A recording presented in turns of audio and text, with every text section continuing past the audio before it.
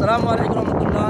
সম্মানিত দেশবাসী, সকাল মাত্র আমি মোহাম্মদ ইকরামউদ্দিন এই চেয়ারম্যানঘাট হাতিয়া সুবর্ণচর হাতিয়া নদী ভূমিকুল থেকে বলছি যে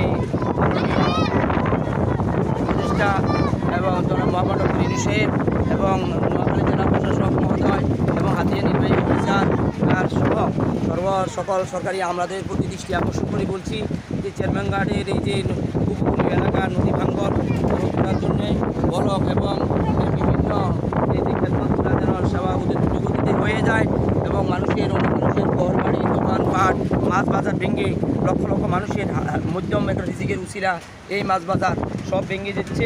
অতি দ্রুতগতিতে যেন এই কাজগুলো করে নেয় আমি সকলের কাছে সুদৃষ্টি আকর্ষণ করছি। কত এলাকার পক্ষ থেকে আমরা এলাকার পক্ষ থেকে সবাই চান তো আল্লাহ তাআলা যেন আমাদের দেশের সকল আমাদেরকে এই কাজে সহযোগিতা করার জন্য তৌফিক দান করে। আসসালামু আলাইকুম রহমতুল্লাহ।